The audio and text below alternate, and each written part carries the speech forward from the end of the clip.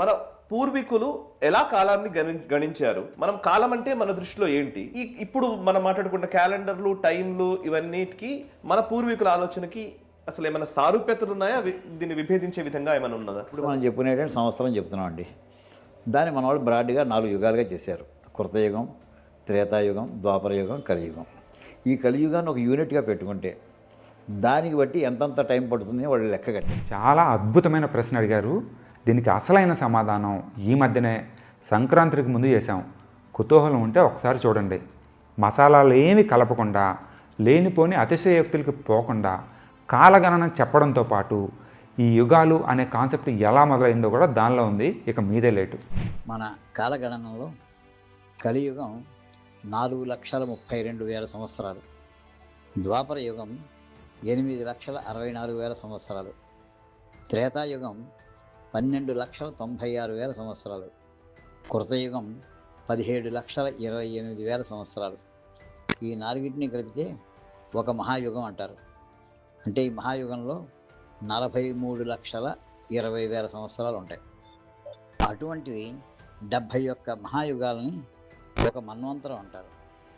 ఇటువంటివి 14 మన్వంతరాలు కలిస్తే ఒక కల్పకాలం అవుతుంది. లక్షల సంవత్సరాలని పూర్వీకులు రాశారు. ఈయన కూడా బాగానే చెప్పారు. కానీ ఇదంతా నిజమే అని అనుకోవడంలోనే ఉంది ఇబ్బంది. మనిషికి హోమోసెపియన్స్కి చెందిన ఫాజిల్స్, శిలాజాలు కేవలం 3 లక్షల ఏళ్ల లోపువి మాత్రమే దొరికాయి. అది కూడా మొరాకోలో. అంటే ఈ భూమి మీద మనిషి మహా అయితే 5 లక్షల ఏళ్ల ముందు మాత్రమే ఆఫ్రికాలో ఎవాల్వ్ అయ్యాడు. ఆ ఖండాన్ని దాటుకొని విజయవంతంగా బయటపడింది కేవలం 70,000 ఏళ్లకు ముందే. అంటే ఆఫ్రికాలో తప్ప ఈ భూమి మీద ఉన్న మనుషులందరూ కేవలం 70,000 ఏళ్ల క్రితం ఆఫ్రికాని వదిలిన మానవ సమూహాల సంతానం. జెనెటికల్ ఆధారాలు కూడా ఈ విషయాన్ని ధృవీకరించాయి. అయినా కానీ ఈ యుగాల కాకి లెక్కలు ఇంకా చెప్తూ అవే నిజమని ప్రజల్ని పక్కదోవ పట్టించడం చాలా పెద్ద తప్పు. ప్రీ హిస్టారికల్ టైమ్స్లో రాసిన విషయాలని స్టడీ చేయాలి కానీ అవే నిజాలుగా ప్రచారం చేయకూడదు. మైక్రోస్కోపిక్ లెవెల్లోనూ ఆల్మోస్ట్ మీకు నానో సెకండ్ వరకు వాళ్ళు టైం యూనిట్స్ డిఫైన్ చేశారండి.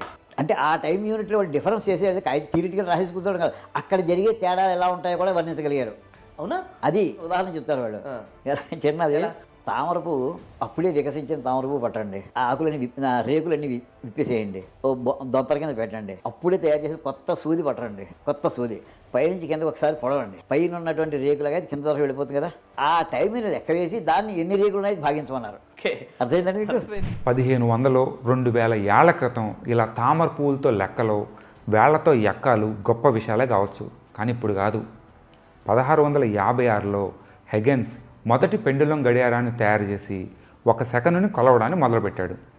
ఆ తర్వాత 80 ఏళ్లకి జాన్ హారిసన్ అనే వ్యక్తి 100 రోజులకి 1 సెకను మాత్రమే తేడా వచ్చే అంత ఖచ్చితమైన గడియారాన్ని తయారు చేశాడు.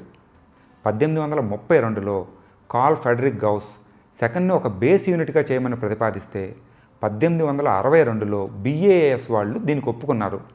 దాని తర్వాత దీన్ని ఖచ్చితంగా డిఫైన్ చేయడానికి ఆపసోపాలు పడి మొన్న మధ్య 2019లో ఫైనల్ చేశారు. ఈయన మాత్రం మన వాళ్ళు ఎప్పుడో నానో సెకండ్లతో సహా కొలిచేశారని బుకాయిస్తున్నారు. ఇలాంటి వాళ్ళు సూదులు, తామరపూల దగ్గర ఆగిపోతే ఆధునిక శాస్త్రవేత్తలు కాంతి వేగాలు, అణు గడియారాలతో ముందుకు పోతున్నారు. మీరు ఎవరిని ఫాలో అవుతారో, మీ పిల్లలకి ఎవరిని అనుసరించమని సలహా ఇస్తారో మీ విజ్ఞతగా వదిలేస్తున్నాం.